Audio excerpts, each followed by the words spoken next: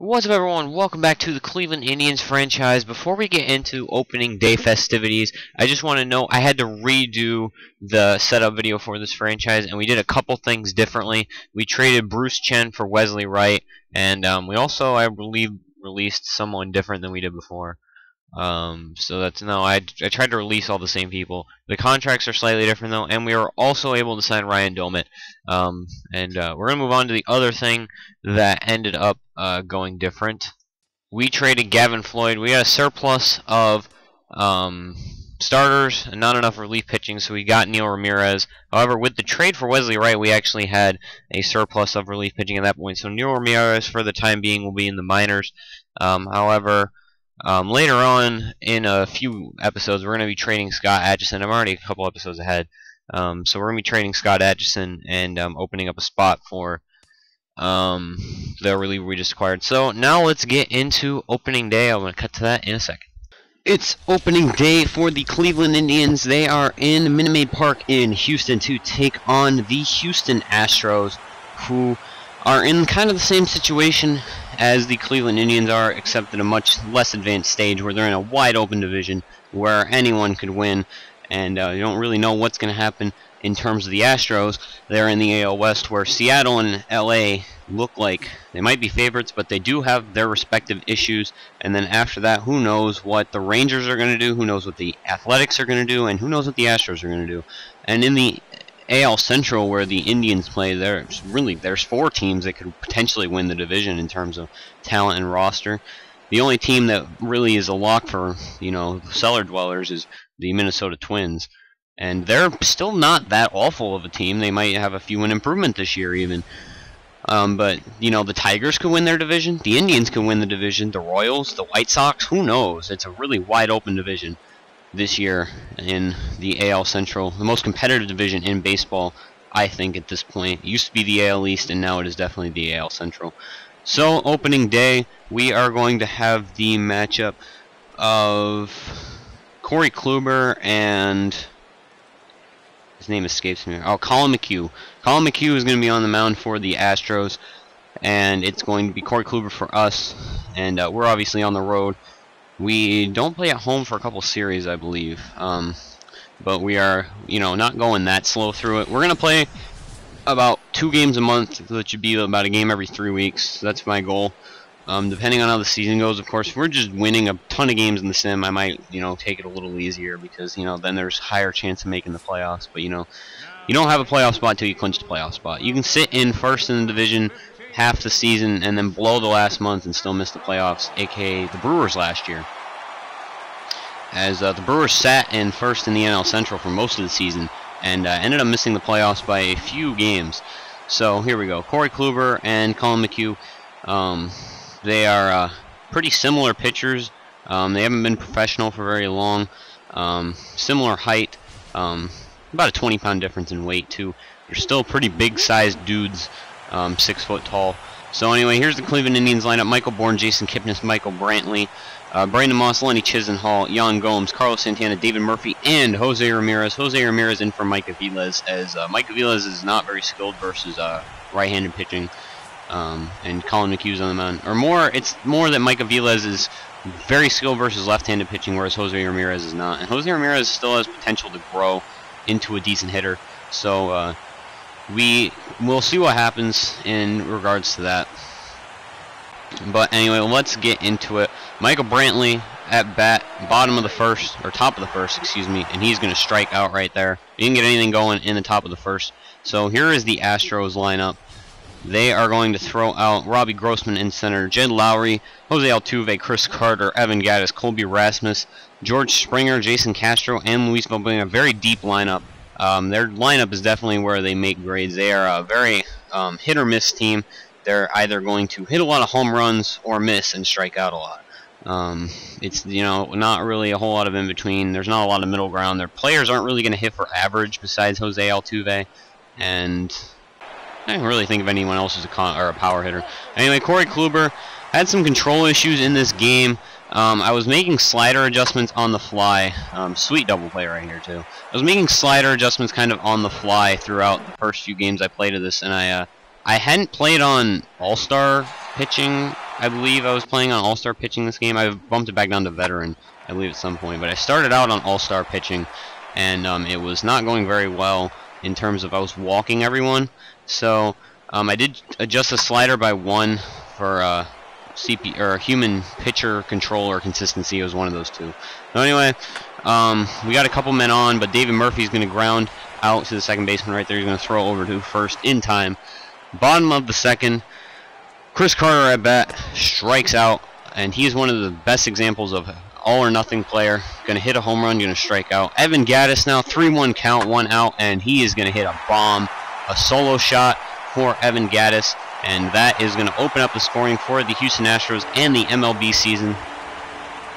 So the first scoring play of the Houston Astros season is going to be a solo shot from Evan Gaddis into that left field. That weird stands in the left field. I like their park. It's very unique. Not a lot of other parks like it. I understand why people hate it though. I just personally like it because it's a differently. It's not. It doesn't blend in. Like I feel like certain every like indoor park ever looks almost the same to me. So I don't know. I just feel like these parks are nice. But anyway, I believe this is Jason Kipnis who gets on with a double right here. Might not be. I'm not 100% sure. I wasn't paying a whole lot of attention to the lineup. Yeah, it was Jason Kipnis. Michael Brantley now 1-1 count, and he's going to ground out. Had a very not great day at the bat. He is our best player, but he had a lot of good opportunities that he kind of squandered this game. You'll see throughout. And here's a double for the Astros. They're going to get a man on second here. Not much further though, as it splits Bourne and I forget who's in left field, to be completely honest. I'm still getting used to this team. Nice strikeout right there on Luis Valbuena, and the 3-2 count right here, and that's going to be a walk for Robbie Grossman. So he's had a pretty good day at the plate so far. Getting a walk right there, and this is going to be a nice ground out to first base. Carlos Santana is going to carry it over there himself. So here's a strikeout by Yan Gomes. Not very good plate discipline right there. It was way out of the zone. Plate vision, I guess that would be. Chris Carter not having some very good plate discipline either, as he strikes out for the second time in the game. Evan Gaddis now is going to be up to bat, 3-2 count. 1 out in the fourth, and he is going to walk. Yan Gomes loses that pitch, but it doesn't matter because it was a ball anyway. And then here is a strikeout for, I believe that's Colby Rasmus. Oh, it might be George Springer. And I'm going to ground out right here. Jason Kipnis will throw it to Jose Ramirez. 3-2 count right here for Carlos Santana. He hits it up the middle. And so we have a runner on base. It's one of the first times all game. It's only like our third hit. And then David Murphy up the bat. No doubt about that one. That one's going to go into left field. A home run, a 2-run shot for David Murphy. And of all people, David Murphy was the one who opened the scoring for the Cleveland Indians season. A very overlooked outfielder, batting very low in the lineup for us. We're a very deep lineup of a lot of players who are either going to be really good or really not good. Between Bourne and Brantley, you know, Carlos Santana is kind of iffy sometimes. But, you know, David Murphy's pretty consistent, going to hit around 250, 260 for you. But anyway, now we are going to move on in the inning, and Kipnis, I believe, again gets on, and then here's Brantley going to ground out again. Had a good opportunity with a runner on first, especially such a fast one. 3-2 count right here, going to be another walk. This time Jason Castro going to get the free pass, and now Luis Valbuena again, not having the best luck at bat today, and he is going to ground into a double play. So Brandon Moss is here, 3-2 count, and that one hung over the zone. Dropped in at the perfect time. We're relying on Brandon Moss to hit a lot of those doubles and home runs. Not going to hit for a high average, but he will provide us that power that the Indians didn't really have in their lineup before, outside of the 25 home runs from Michael Brantley that he might provide.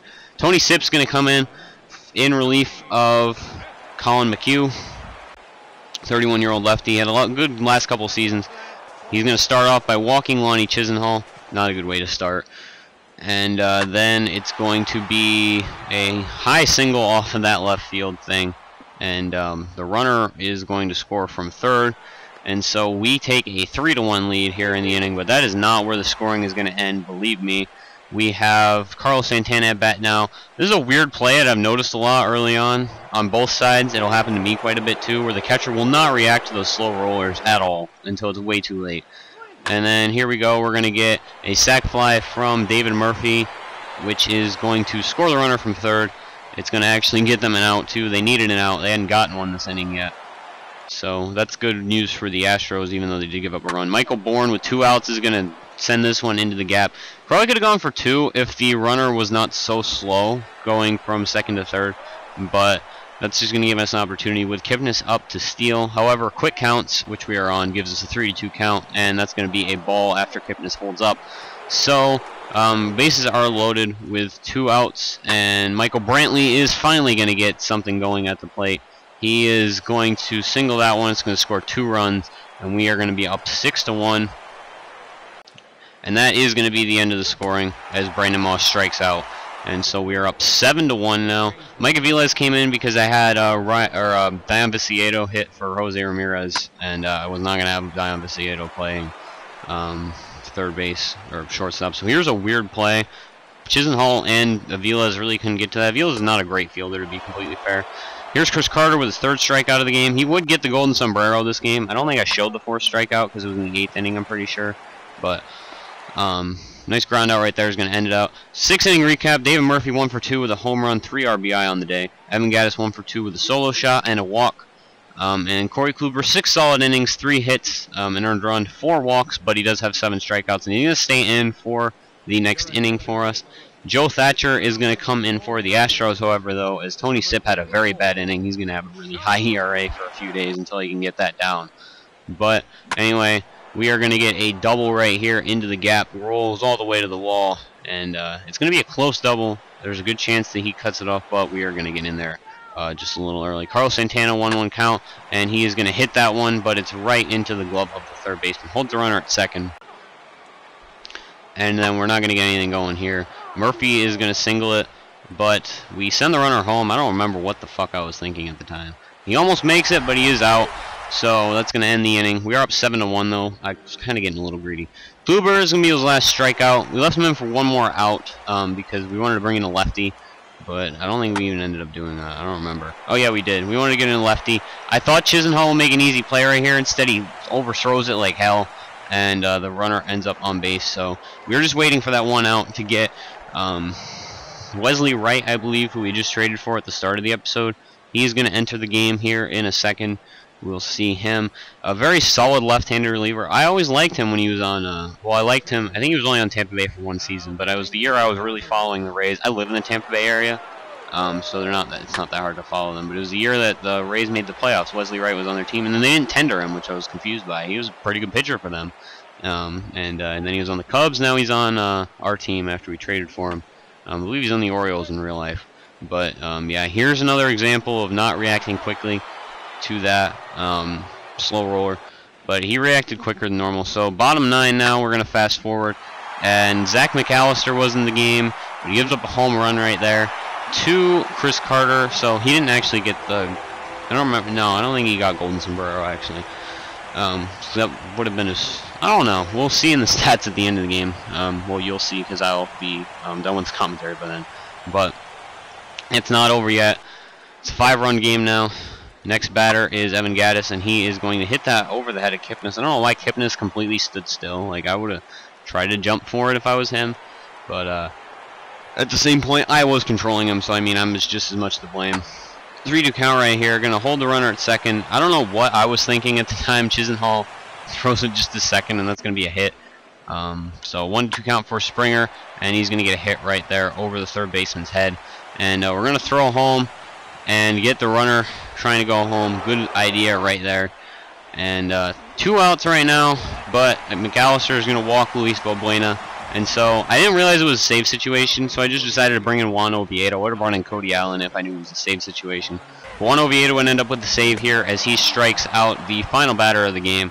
And the Cleveland Indians win their opening day matchup 7-2 on the road. We'll see how the rest of the series goes for them. Next episode, we will be taking on, let me see, I think it's the Chicago White Sox, but I'm not sure. Oh no, we're going to be at home against the Toronto Blue Jays. So, thanks for watching, everyone. I hope you stay tuned for more. The next episode will be up in a couple days. I'm going to try and get these out every 2 days. I'm going to alternate this in NHL, just like I did last summer. when I was doing NHL and MLB, if anyone remembers that. So I'm going to try and alternate days. I would try and get an episode out every day, but I don't think I can keep up with the playing pace at that point. So that's the current plan. Thank you guys for watching, everyone. Hope you enjoyed. Hit that sub button if you liked and you aren't already subbed. Like it up if you like it, because then I know what to post more of, know what's popular and stuff. So just anything you can do to really help out. Leave a comment if you want, whatever. It's up to you. I'm not complaining either way. I'm just doing this for fun anyway. So it's like interaction. Anyway, thanks for watching, as I said before, and I will see you guys tomorrow. Or yeah, we'll see you tomorrow anyway. So later.